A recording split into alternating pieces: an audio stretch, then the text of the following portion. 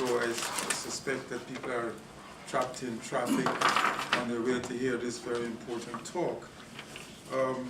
My friend and colleague Jose Cuelo is going to be speaking to you on the 5 horsemen of the Western apocalypse: predatory state, conquest, Christianity, liberated capitalism, individualized democracy, and misapplied technology. He's going to give 5 minutes for each of those sins. For Jose Cuelo, and this is my take on Jose, he will vehemently disagree, is one of those rare scholars who use their academic expertise and intellectual talents to overtly benefit underrepresented and oppressed communities.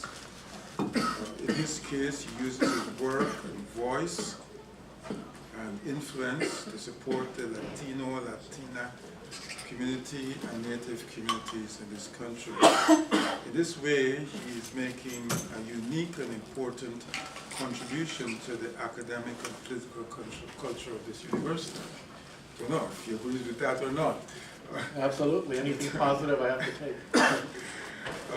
He earned his doctorate degree in colonial Latin American history from the University of California at Berkeley, which is one of the top universities in this country, and sometimes regarded as the Harvard of the Western, of the West Coast.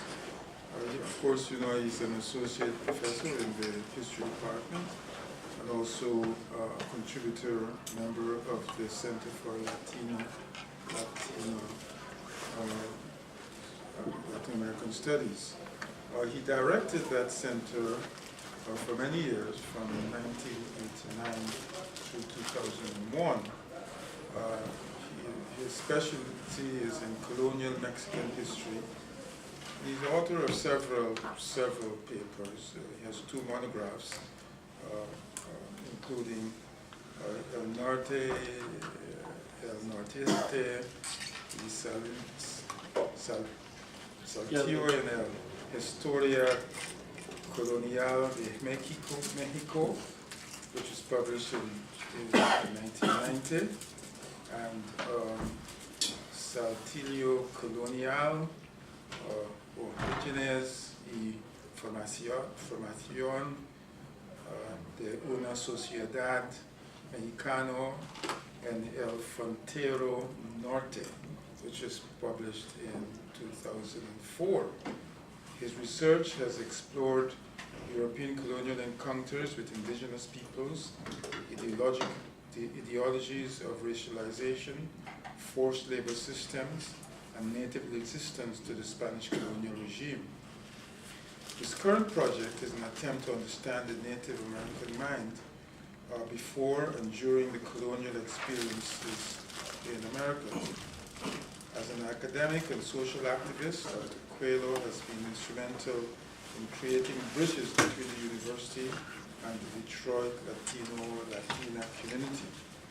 In the early 1990s, he facilitated the creation of the Detroit Latina agenda and the coalition that addresses the various challenges that faces that community. Annually, he organizes 2 cultural events that feature community and academic poets and performers. As director of the center, I can say that he has defended the center in certain practical ways. For example, this is his 3rd Brumbach talk. He gave one in 2010 on an Amerindian mythological view of reality as a critique of modernity. In 2003-2004, he spoke on is there an underlying common structure to racialized societies in the Americas? And he has been on 2 working groups: the working group on gender and sexuality studies, the working group in Latin America, and Latina research exchange. He also participated in our fall symposium of 2006, so he has practically supported the Center. He has been to many of our Brownback talks and is here on this rainy day to talk to us on the topic I described earlier. So please welcome to the podium Professor Jose Cuelo. I want to thank Walter for the, as usual, lengthy introduction, cutting in on my paper time. But I want to thank Walter because I don't know if all of you understand how much work it is for him to organize these, is it bi-weekly, Walter? Is it 2 times a week or 3 times a week? 2 times. Yeah. Twice a week. Sometimes I think you're doing it all week. Yeah. This week we have 3. Yeah, and it's an incredible effort that he puts out. And really, if you want an example of building community, or at least an attempt to in the humanities, this is he. So congratulations for that, Walter. First of all, I'm going to talk about this topic. I want to, as prelude, just explain a couple of things. One is that I look at history as particular experiences, whether it's Mexico, Western Civ, etc., as particular experiences of the universal human experience. So when I teach the history of Mexico, I put it within the context of the human experience, because I do believe that humanity has common patterns of culture and, of course, civilization, particularly beneath the ethnic differences that arise. And very often we get too caught up in the ethnic differences of it, which are really forms of expression of universal tendencies. So I look for the universal tendencies beneath the ethnic expressions, look to humanity. And second, I think that the state of the world, as we have now acknowledged it by many researchers and certainly in the popular media, we know that, as David Suzuki and other people have said, that humanity has become a force of nature. We are at a point where we are changing the whole dynamics of the earth, and I really think that that is our #1 issue above everything else. Because if we don't do something about that really quickly, the predictions are that we're clearly headed for, we got 2 and 4 degrees in the pipeline, and if we don't stop, we're going to hit 6 degrees, and that would be almost uninhabitable for humans. So that's a major concern. And one of the things that has, I think, characterized scholarship and other fields of action and thought is that we're moving away from the simpler models of causality and effect. We're moving into an era which we're looking at models that have multiple factors of causality, processing, and impact. So that means that we have to really develop our concept of how these things work. And then lastly, the last point of introduction before I start on this is that my research is intimately blended into my, I guess I would call it a life mission to do social justice in the world. And that includes in the classroom. So in the classroom, I say, okay, I'm going to broadcast on several substantive channels. Here's the history of Mexico in the context of the human experience, compared to contemporary American society, then what is American society influencing your personal life, and then a couple of other channels that have to deal with ethics and transcendence. So I take a holistic view. I've been a street activist in my Berkeley days, and now I consider myself an academic activist. So again, you're getting an unusual point of view here, I think, not so much in the materials that compose it, but maybe in a combination. And part of it has to do also, lastly, with my research. We all are embedded, and we are the children of Western civilization. So that even without us attempting to be members of Western civilization, we are. And Western civilization gives us certain perspectives, certain values, certain ways of thinking about it. And when you are a colonialist like I am, and you're trying to figure out what the hell did the natives think, you have to figure out a way to leave the model of Western thought. Because even right now, for example, the study of Native Americans in Mexico and elsewhere is still being filtered through the Western lens, and we are deliberately trying to pick out, okay, how are they different from us, but it's fragmented. And also the leading trend right now in Latin America is, in terms of native adjustment to colonialism, is how did the natives successfully adjust to the colonial system. So, oh great, now they're claiming to be fellow conquerors. Oh great, they manipulated the land system, etc. And what this does is that, again, we're interpreting the native mind through the Western lens and not fully capturing it. It's very possible to fully capture because we can get through that. But so that helps me visualize the dynamic model that I've composed about the rise and fall of Western civilization. And lastly, this essay, or this view, was further developed in the classroom because I'm a specialist in Latin American history, but I have taught Europe and the world from the Renaissance to the present several times, and so that gave me an internal view of what's happening. So very briefly, what is this? Gee, I keep adding my approach. I'm also heavily into what I would call model building. Model building is that approach that says you can take any issue, any problem, and build a model out of it. So it could be the universe, it could be the earth, it could be the human body, it could be a way of thinking, it could be a classroom environment. Everything can be reconstructed abstractly as a model. And so this is my model of Western civilization. So let's start out with just identifying them and then dealing with them individually. The predatory state, Conquest Christianity, liberated capitalism, individualized democracy, and misapplied technology. Okay, so I think that we know that the world is in crises and it's multiple systemic crises. So how did we get here? And if I don't get to it, there is hope. All the scientists say there is hope. We just have to act very quickly. But let's start with the predatory state.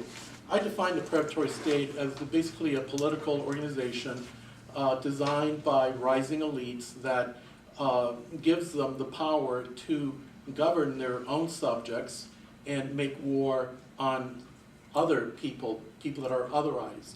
How did we get to the political state and in my assertion that it's predatory? If you start out with basic humanity in its origins, you have very democratic hunting and gathering societies, band, tribal. But as you go from band to tribe, to chiefdom, to ancient state, to the modern state, what you have is the rise of more powerful and powerful sets of elites that it's very convenient to now use the popular term 1%. The historical equivalent of the 1% has always been with us. It has never been gone. It's not a product of now. It is a product of history. And what you do is, for example, in tribal societies, you very quickly get a division of lineages. You get elite lineages who then appoint themselves rulers over the commoners. And what they do is that they achieve eliteness through seizing the best resources in land, using those resources to dominate their neighbors' labor. In order to maintain their domination in terms of society, they develop an ideology that during lineage rules, which goes up all the way from tribal through ancient state, you only get rid of lineage rules with the modern liberal revolutions. So you have lineage rule developing from chiefdom through the ancient monarchies. And the purpose of the elite rule is to, one, hold power, two, seize the process of accumulation of wealth, and three, gain prestige. And they do this, again, under the new ideological sanction that the gods had chosen them to be the rulers. So you have the divine right of rulers and eventually kings. And what that does is distort the initial democratic origin of society, because in the earlier days, humans used to have a high participation rate in their own government, and they also had direct access to the divine. They would take spiritual trips to view or visit the gods, and the gods would come and visit them. And it was not as controlled as later when the predatory state takes over. And you see the impact of the predatory state, because there is no nation right now, and there was no monarchical nation that did not depend on war to maintain its boundaries, to define its limits of authority, to maintain its subject populations under control. Marx at one time stated that the elites went from having slaves to serfs, and now they had the proletariat. And so one of the aspects of history is that the political state, the elite, have developed this really nice pattern by which they govern their citizens and subjects. The Spaniards, in their colonization of Mexico and the Americas, also started the pattern: slavery, and then encomienda, which was a state of wardship, and then a repartimiento, a labor draft. And then they hit on the best formula for controlling any workers in the world that still exists today, and that is advancing some credit that they cannot pay, and now they're going to have to work the rest of their lives to deliver. And so I don't want to spend a lot of time on because I got to move to the other categories, but right now you see the world in a state of permanent war all over the place. And we, the most democratic society in the world, at least we claim to be, have the biggest military occupying or having bases, hundreds of bases throughout the world. That is the predatory state, and that is what is threatening us. Internally, people have forgotten that you don't have to have an outright tyranny already fully developed to understand that it's developing. We have forgotten the power, for example, of the Nazi regime in Germany. Today, we have similar patterns of militarism inside our own boundaries in the creation of the police state, where you have most of the males in jail are of black or brown skin. And we have a paramilitary organization that is not the Army, it's not the police, it's not the National Guard, it's Homeland Security. And Homeland Security was able to deport 4 million people from our midst 2 million people from our midst in the 4 years of Obama's first administration. And we didn't even really notice it. So there exists a powerful force inside that right now the target is, okay, it's the immigrants. So they don't have, I'm not an immigrant, I'm not illegal, it has nothing to do with me. The Homeland Security will never come after me. Okay, so that's, it might be a far-fetched idea, but it's there. In terms of the conquest Christianity is just the Western version of conquest ideology. All societies have an ideology that put them together, that explain why they exist and why they must act against other peoples, and that unites them against other people. So all societies, even hunter and gathering societies, have ideologies that can very easily turn into conquest ideology. And so it really depends on what specific content there is within a specific situation.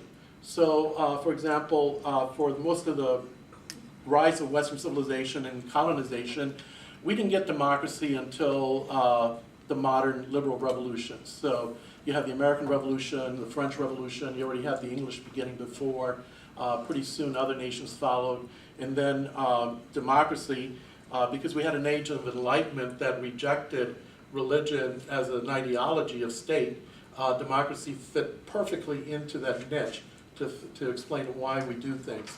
And basically it's a conquest ideology is one that legitimizes conquest, domination, colonialism over other people. And this can take place at the international level in which nations are competing with nations, or it can take place domestically where you have so-called minorities or groups that are disempowered, and they have to be characterized in a way that justifies their exploitation or their deprivation of full citizenship. So, for example, when the Spaniards arrived in Americas, they had three choices of, first of all, they were faced with hundreds, thousands of native groups that were separate from each other and had different identities, and several major language groups, many of them as different from each other as French from Italian and those German, etc. The conquerors needed a single term to refer to this incredible diversity of people, so they homogenized the indigenous peoples, the First Nations, the first Americans, under the term of Indian. Indian is a power word. Indian is a word of domination. The Europeans had three choices abstractly. I mean, they were victims of their own culture, so maybe they did have a choice, because they wanted to conquer for profit. It's clear that the American conquest and colonization, both in South and North America, were profit enterprises. So they had to justify that. I mean, it's clear, we're going over and conquering some people and turning them into slaves. So what do we call them? Okay, we're not going to bother with addressing them by individual names. Let's put them all in one big box. And ideally, they had three choices. They could have said, oh my God, they invented the zero. They have these pyramids without modern tools. They got a perfect social structure. Maybe they're superior to us, and we should sit at their feet and ask them, what can you teach us? That wasn't likely, so they could have said, hey, they're equally human. You know, they're intelligent. They, you know, maybe they got a couple of bad characteristics, but so do we. For example, one of the justifications of the conquest was, oh my God, the Aztecs are committing human sacrifice. So that gets spread out through, and then all of the other natives get the image of being cannibals and sodomites. So you just label them, and now you can do anything to them. I tend to point out that the Spaniards committed plenty of human sacrifice on their way to conquering the Aztec capital, and it wasn't just in war. It's really a scenario. It's really, where do you prefer your human sacrifice? In a war field that, because of the setting, that's justified now, or on an altar which is dedicated to the divine? The Spaniards, for example, committed massacres on civilians on their march in. They just took people that were unarmed and, for demonstration violence, knocked them off. And so that's part of, but their ideology was, we're doing it for Christ. We're doing it for Christ. And in the case of, from the outside view, I make an argument in other places that Christianity is a valid religion, but there are many other valid religions, ways to access the divine, and that Christianity actually has a lot of its rituals are comparable to pagan rituals. And so if you remove the sense of superiority from the self-Christian declared superiority, then the process becomes more equal, and we do have various access to God. And so, liberated capitalism. Capitalism, there are scholars who now argue that capitalism was not predestined to rise in the West, that incipient capitalism was all over the old world, and that any other nation might have been able to do that. The explanation of why they did is that the Western Europe discovered the Americas, got a tremendous amount of resources, of natural resources, and human labor. And the West was also the heir of all the technology that had been invented in Asia, in the Middle East, and Africa. So it was like a funnel. All of the technology came in, and the West was able to harness that technology, modify it for conquest and domination, then to get this incredible opportunity in the Americas. So they become immediately rich through the power of the predatory state. And another thing that happened is that, for example, part of the technology was actually domesticated animals.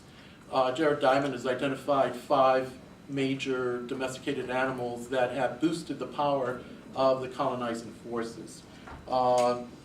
So what you have is that, what is liberated capitalism? Why do I refer to that, and why do I see it as destructive?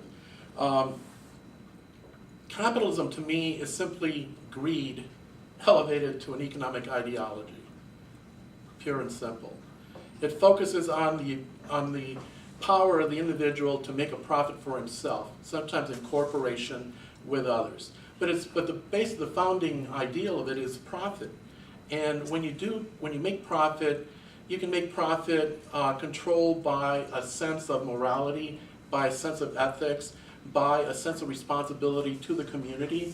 But usually those kind of checks on profit making have to be imposed by the state or by society, social norms, etc.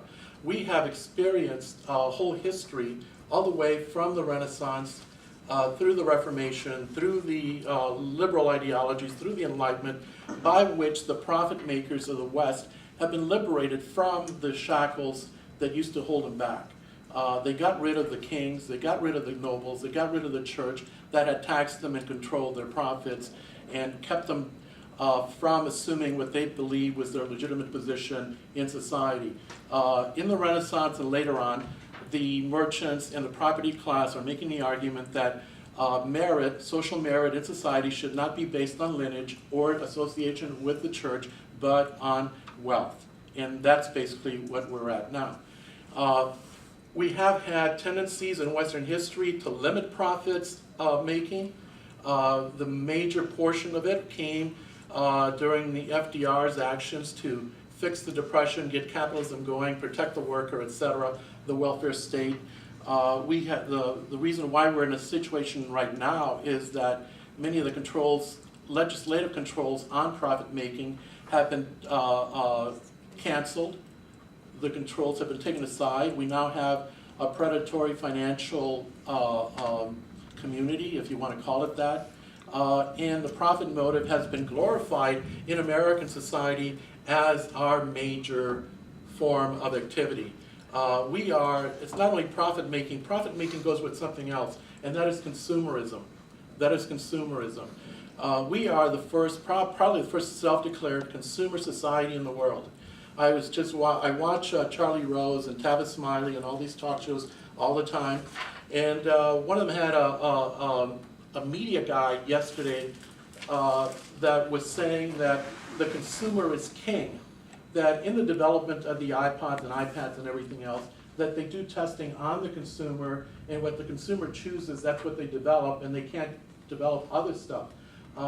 What he did say was that these devices are being offered to the consumer by manufacturers, by capitalists who make these devices, and determine what the choices are. If you look at American society today, to close out the section on liberated capitalism, you will see that every single institution in American society has been penetrated by the profit motive. The idea that businessmen can run an organization all the way from a hospital to a police force, to a garbage force, to the K-12 system, and now the university on a profit basis, because supposedly they've been mythologized into being efficient administrators of whatever they touch their hands on. And so we seem to have a blind eye to the mistakes that they make and the corruption that characterizes unchecked power of capital. Individualized democracy, again, individuals have been around since the creation of humankind. That hunters and gatherers and tribal societies had what I would call, and other people call, harmony ideologies. Ideologies that encourage the individual to be part of a community and not to go on their own. Those were specifically designed to put a check on individualism in primal societies, because the individual was always there, and because when you're a hunter-gatherer, a tribal people, or even an agricultural people, cooperation and collaboration are key to survival for the community. And so in tribal societies, if someone acts out too individually, they get expelled and say, okay, go, you want to be an individual, go survive by yourself. You're not going to do it here. But the individual has always been around. What happened with the individual is that the merchants were the first to develop the idea of what would be called civil rights. And we get the idea of a republic, a non-monarchical state of a republic from the Greeks. It was picked up by the Renaissance thinkers. The merchants developed it. They hired the thinkers to produce the ideology. We pull it out of Greece. Okay, we have a republic. Now we have a self-government people, and we have individual rights. A couple of things that they did that for one, if they govern themselves, they don't need a king, noble, or church. Secondly, being used to abused by kings, nobles, and church all the way up through the French Revolution, they wanted civil rights for the merchant class so that they would not be arrested, their property would not be seized arbitrarily, they could act out their business in peace, and without the church limits of 5% interest collected. That's how the Jews got their start in terms of this negative stereotype of being money lenders, because they were not held back by the church rule that said you limit interest to 5%.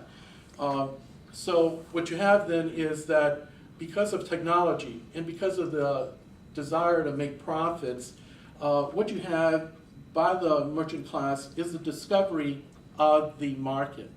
There's a change in markets. In the old days, in the old order, the market was of long-distance trade consisted of precious items that were low in volume and high in value. And it was the nobility and the kings that benefited from most of the trade, and the traders that caught a profit. With the discovery of the Americas, with the unleashing of incredible human energy by all the immigrants that came over, the African slaves that were over, what you had is European capital, European technology, taking indigenous and African labor and using it to exploit American territory.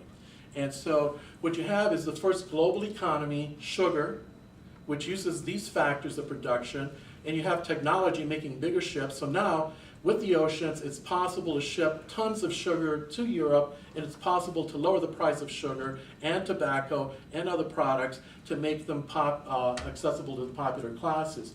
So now, whether by happenstance or calculation or conspiracy, the workers are now given enough wages to buy these products, and all of a sudden you develop a consumer market at various levels: elite, middle class, and lower class. So part of that is that what's happening then is that you have two currents, a political current and an economic current together, coming to emphasize individualism in America to an extreme. One is, again, you need more individual consumers. It's best to pitch your consumer pitch to individuals than to families. And you can segment the market by individual groups, etc.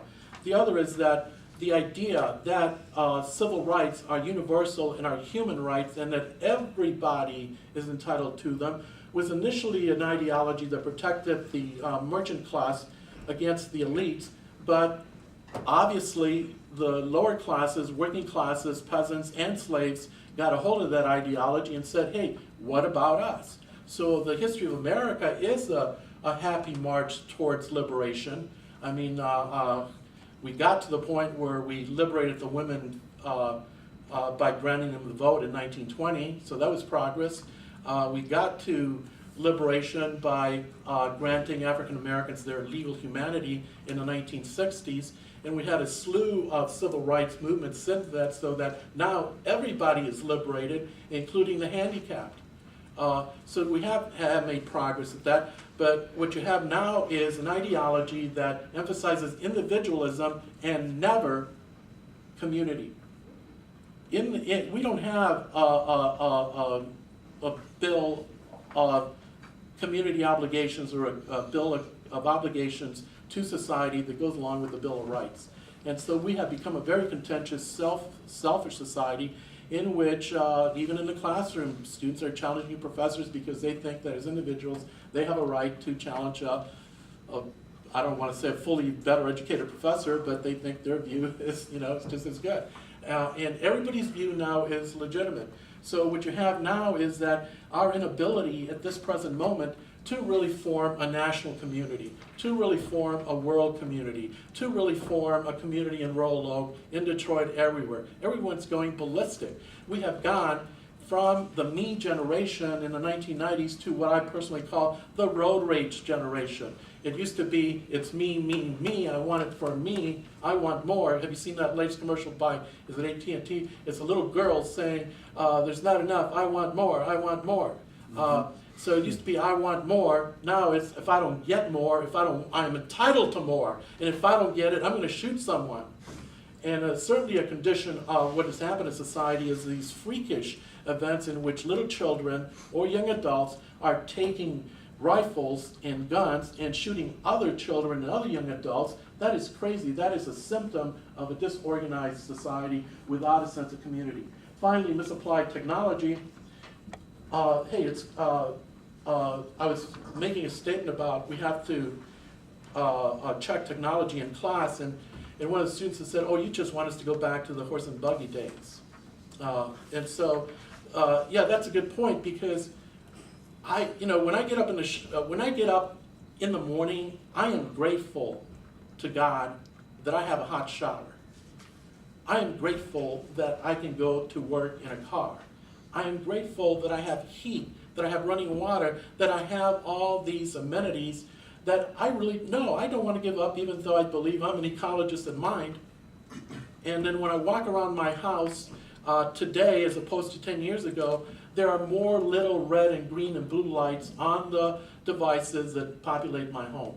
And so what has happened is that we have gotten ourselves stuck in a pathway that is heavily industrialized, heavily technologized, in which we're literally living, we're no longer living on the earth, we're living on a buffer between the earth and us.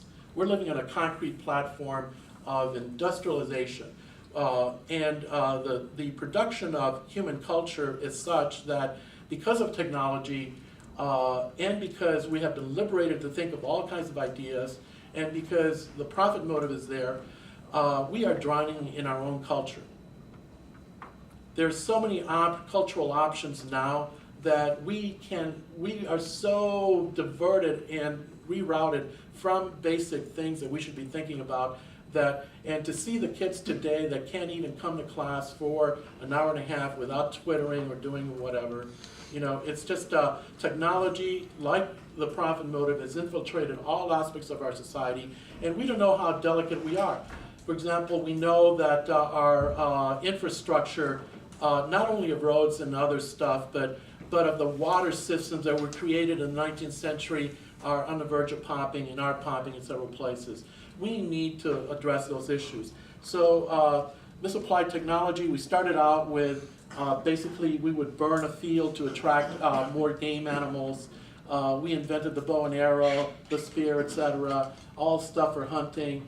But at that time, when we first started, we had a hunter and gathering other ideology that you don't take any more than what you need, primarily because you don't have refrigeration and you don't have a market, but you don't want to overhunt your food supply. You want to save some of it for the next year.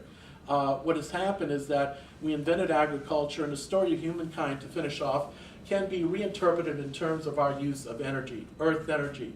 So it's believed that the first cities and civilizations arose because of agriculture, but we have found cities and towns that were created by non-agriculturalists who had an incredible amount of natural energy in terms of salmon, in terms of the deer, and the other things. But agriculture simply raised the roof to a limitless possibility, because agriculture represents surplus energy that goes to the human bodies, that grows the human population, that enables us to do so many things through specialized economies. And so that's the beginning. And we started out okay. I mean, we were not, the two things that are causing havoc is, number one, the human population was now at 7 billion, and we're destined to go to 9 billion before we collapse.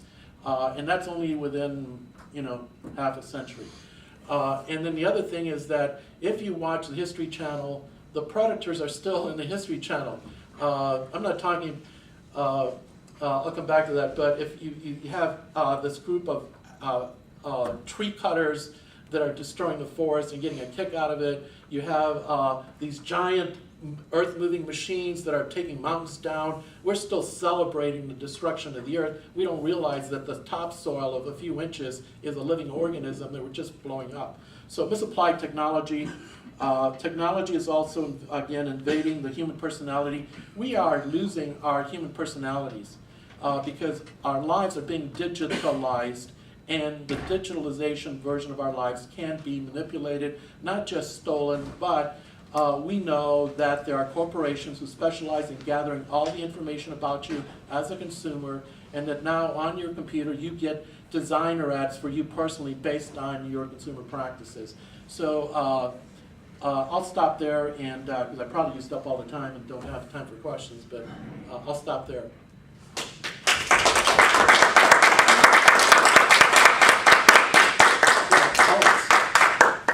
I mean, lots to engage with there. So, but I'm wondering if in building this abstract model of Western civilization, you aren't actually just reinforcing it, because you know, many world historians today actually kind of work in very detailed ways to kind of take that structure apart instead of kind of reinforcing it by building up this model.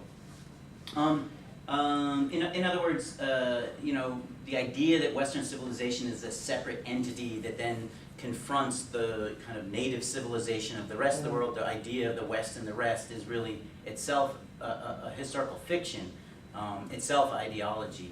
And I wondered if maybe that comes from the fact that your story is very much an American-centric story, and how it would be changed maybe if you thought of like the, you know, the relationship maybe to China or India or Southeast Asia or even parts of, you know, Africa, or you know, instead of the relationship to the Americas. So I'm wondering if why you choose that strategy of building this abstract model of Western civilization. For a couple of reasons.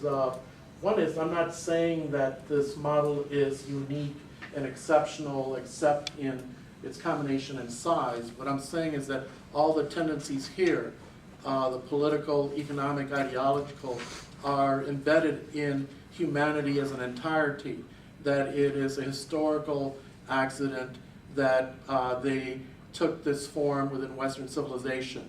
I'm saying that, for example, in all human societies, there are elite groups who rule, some of them through lineage or religious ideology. There's different ways to extract profit from your subject peoples and the earth. So there's only so many variations that can be implemented. And so capitalism just happens to be the most effective one. It's clean. It doesn't, you know, it doesn't even require you to be the ruler. You just buy the rulers.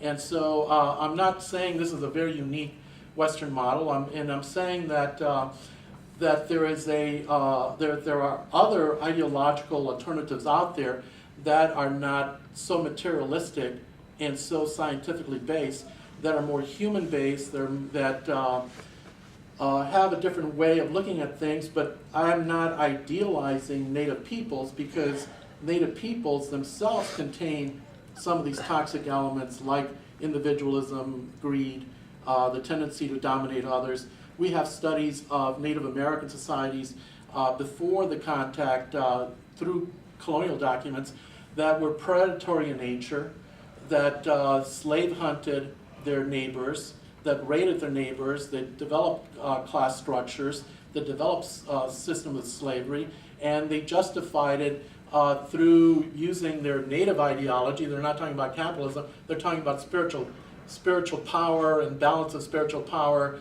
But one anthropologist said it was like spiritual capitalism. This is what they were practicing.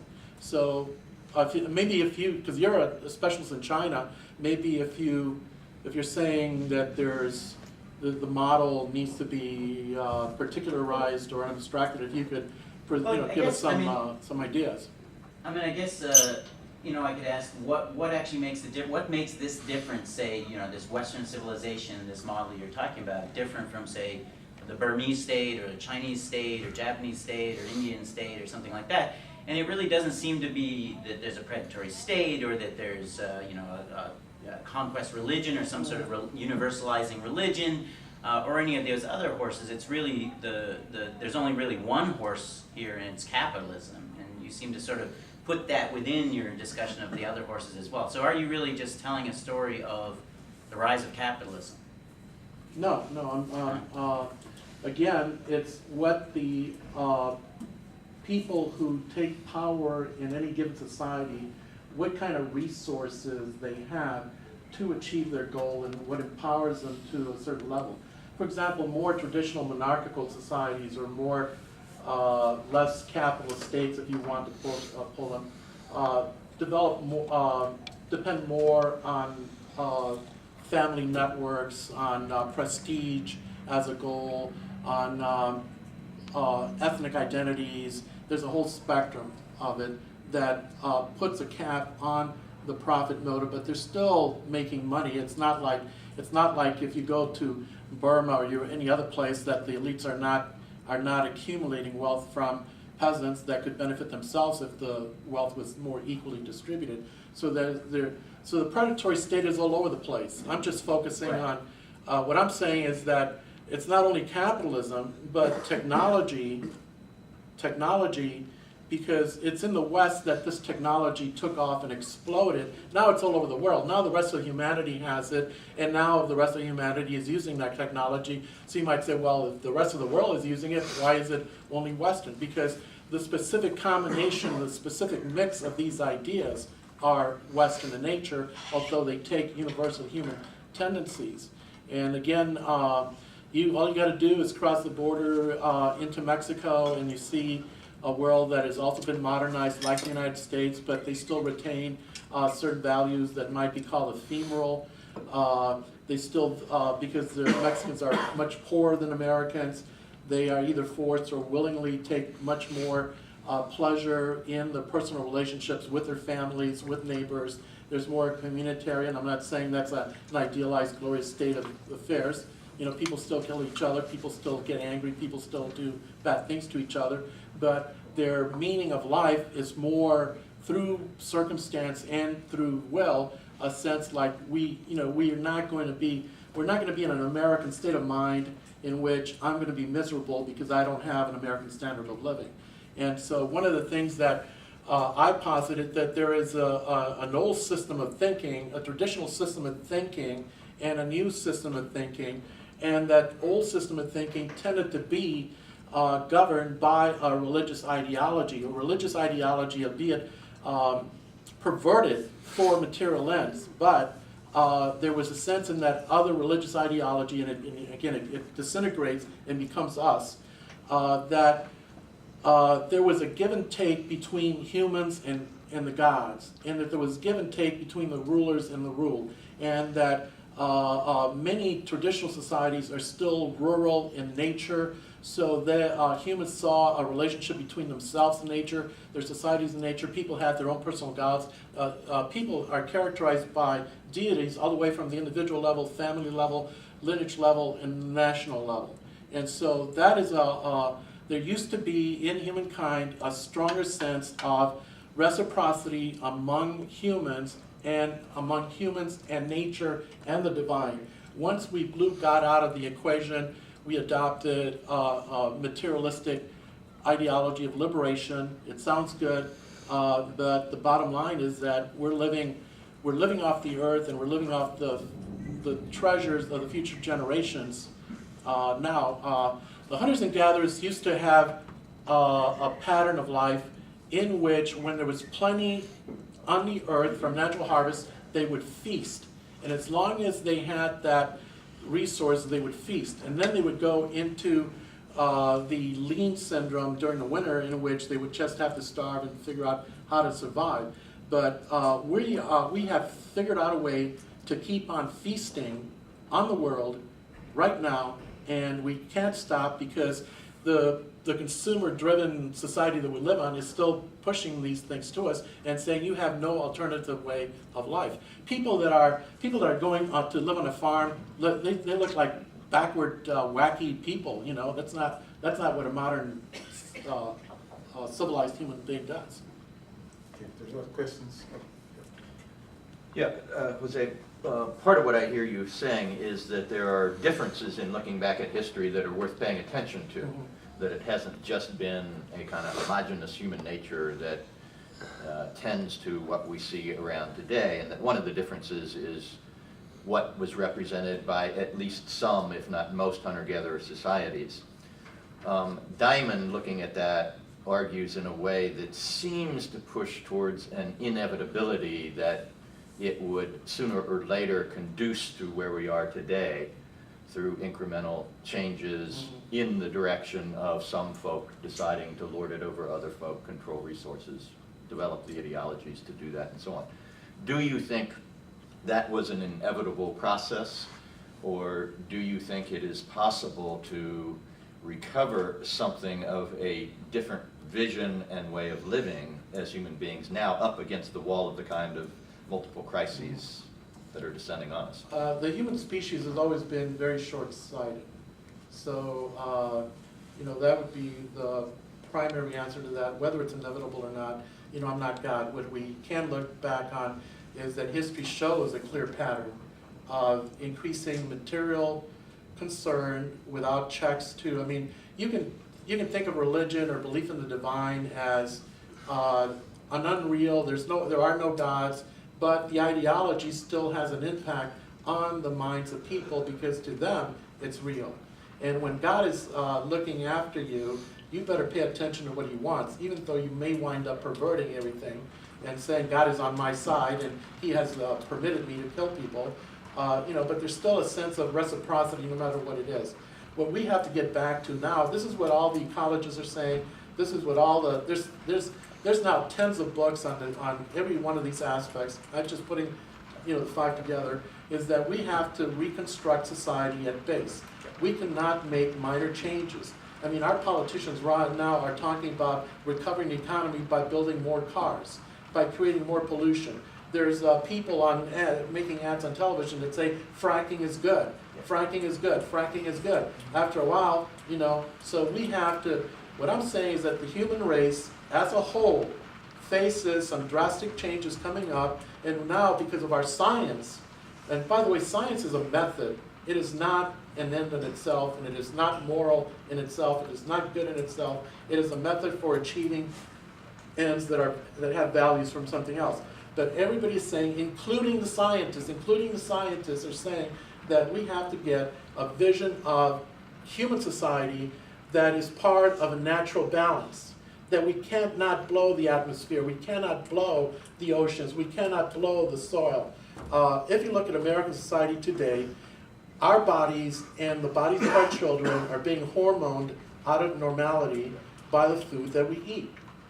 And so these are disasters that are in the making, that are going to be hard to fix, but if we start now and think of, for example, people laugh at me when I say Wayne State could be the first green university in the nation if we just taught green across the curriculum and turn our physical plant, into something as green as possible. We would be turning people back at the door saying you can't get in to the first green university. And I advise my students, I don't care what job you take, it has to have a green component. I don't care if you're going to be a foot doctor or a garbage person or whatever, you're going to have to be thinking ecologically in green, and you're going to have to, the money will be in green in the future. So I do have hope that we will change some aspects, but I think we're going to see the next 50, 100 years, 200 years, we're going to see some major natural and man-made catastrophes that we cannot even imagine right now. Yeah, I agree. Other questions?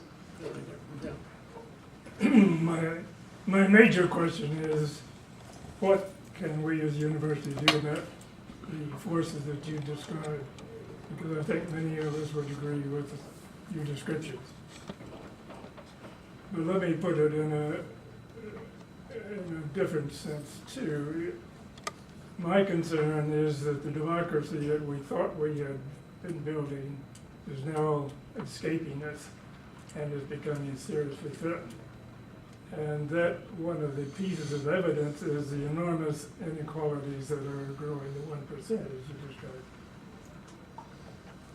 Some universities, so the question is now, what can we do with universities? Some universities are now introducing courses on capitalism. You may have seen that. Courses on capitalism? On capitalism, not in a positive way, but in a critical In way. a critical review of And capitalism. It's becoming Yeah. a direction that I think some other universities will follow. But are there things, do you see the university as taking a Well, the a role of university change? is a victim of modernization.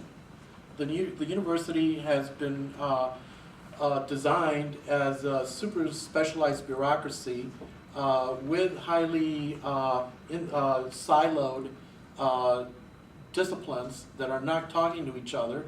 If I was focusing solely on history, I wouldn't be giving this talk, really. I mean, I have to look to anthropology, through sociology, political science, mythology. When I mention to, I don't know, some people might think that if I'm focusing on mythology, oh, you're focusing on folk tales, you're focusing on mumbo jumbo. No, mythology was an ideology that actually governed people's lives. So what can we do? I think we need to start talking to each other across the disciplines.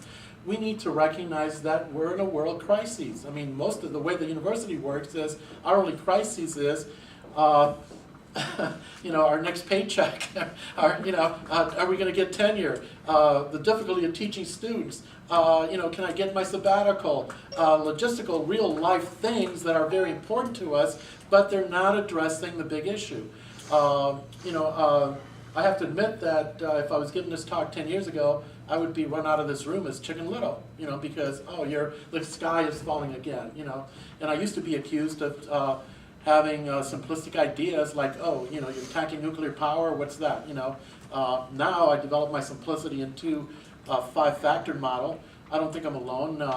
Jared Diamond has done it. Of all people, Al Gore has come out with a book called The Future, in which he has complex equations about how the world works, much more complex than I'm presenting here, and he has several charts throughout the book explaining it, and says, when I talk about the future, he says in the book, I mean the future if we turn it around now and save it, otherwise we're doomed. And so that you can say, oh, that's just a popular politician. No, I'm sorry, I think that the whole world is coming to an understanding of where we are as a species. And so what can the university do? I think we need to have a university-wide discussion about what our mission is. Our mission should be to interact with the world around us, yes, maintain objectivity to the extent that we can, but we already know from the study of history and other sciences that objectivity is also a subjective position. So we need to get together. We need to form community within the university, and we need to look at also a lot of the students that are coming to Wayne State and other universities are only doing it because they think if they get a degree, they're going to get the job. They're not as interested in the actual learning or becoming a whole person as getting the degree so I can get a job. They're taking too many courses, and they're winding up in debt, and they don't have the time. In order to think, you need time. In order to think, you need time. The students do not have time to think, and we are throwing so many books at them. I've asked several students this semester, I said, what % of the reading do you think Wayne State students actually do? What % of the assigned reading do you think Wayne State students actually do? And the result has been never above 50. It's always 50 to like 10%, 5%. That's what they themselves are saying they actually do. They depend on the teachers to let them know what they were supposed to have been reading. And so we need to really look at the state of the student body and figure out a way to turn them into citizens rather than just anonymous people that come into our classroom and they're gone after the semester. So one last question there, or do we have time? I was curious, as you were talking, gave me an impression that you were really more concerned about the misuse of power by elites. That's what sounds. Yeah, that's that the absolutely. elites have so much power that they are misusing it, and you're concerned about how the elites can be transformed themselves, or can be thwarted in this misuse. Yeah, it's. I think the reply there goes to the realization of what becomes American ideals. I mean, everybody, other societies in the world have thought about democracy. We're supposedly the top democratic society from reputation. But yeah, I do say, that's why I inserted that statement in the text, is that these 5 horses, and I vary between horses and horsemen, these 5 metaphoric creatures were invented by the 1%. These are all strategies of the 1% to get rich, control power, dominate mankind. So what do we do about that? We have a still working democracy in America that can be still recovered if we pass laws that prohibit profit making, prohibit lobbying, that finance campaigns publicly, but the American people would need to organize at a much, much greater level than we are doing now. Occupy Wall Street is a drop in the bucket. There are isolated movements. In the Wisconsin state legislature, we had a little bit with teachers going to complain at the Michigan legislature. These are episodic. They're not united movements to regain our society for democratic use. We have had examples of those movements. I consider the civil rights movement an excellent example of how an under-resourced people rose up to make significant gains in their status in society. The anti-Vietnam War movement was major. We have had major movements in America that have proved a correction on the abuse of power. So yes, you're right. If I did have, thank you for telling me I have a one simplistic idea of the cause of everything. It is abuse of power. Yeah. Yeah, I just want to make a reflection about what you were saying, because I think if we're looking to make a change world, I think we have to start with the individual first to see how he approaches and how he sees what's happening around him. And all the things you were saying, the global situation that we have around the world, we are people that are not aware what's really happening, you know. And I think what you say before, that we need students that need more time, we need more time, and we have not learned to use the technology that we have today to know exactly what happened. I'm from South America, I'm from Chile. I've been here for 37 years. I left after a coup in Chile for many, many years. And for us to inform ourselves what's going on, Antarctica is gonna be gone. And not now, but this, anybody know what's happening with the ices in Antarctica right now today? Everybody knows what happened with the species of life that we have around. So what I feel, whatever you are saying, and of course, these horsemen, they don't want us. They don't want children. They don't want a student to see what's really happening, and they feed you with a lot of this stuff.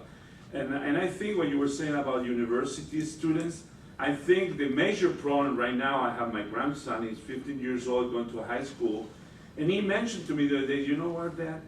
Why we have to be so many hours in school? We don't have time to learn nothing else, to get home. So I think the timing that we're fooling our students and all that with so much time and so much, and even with subjects that are not important today. You know, they're teaching in theology today. I mean, okay, they're teaching in Latin. You know, what's going to be for him to learn Latin? It's not going to be a pre. So what I'm saying is that the crisis that we have, that you were mentioned through your presentation, is that we as individuals have to see how we want to be part of changing this. We don't have to wait for leaders. I'm from a country today, tomorrow students in Chile, they're gonna be 100,000 students in Chile to change the education. People doesn't know, and they don't allow us to know the power that people has. When the people gets together and the people, no, I'm talking about manifestation or revolution, I'm talking about the power of people. A few days ago, 2 weeks ago in Chile, and I'm talking about my country because it's happening. The people who works in the ports, loading the boats, loading the shipment, you know, to send, they went in strike for 3 weeks. You imagine what happened to a country in 3 weeks, is nothing going out and nothing coming in. They were desperate, all those people who control the wealth, so we can change that. But it has to come from an self-interest of changing first your environment, your circle, your community, and then your city, and then your state, and then your country, and then the other country. That's that needs to happen, and that's what's happening. It's happening a lot. So what I'm saying, that everything that you mentioned, capitalism is in the verge of, it's in a crisis, you know, but it's going to become of people to being able to destroy it. I agree, and I just want to say that my model is just one model of many possible models. I'm not saying it is the answer. Thank you.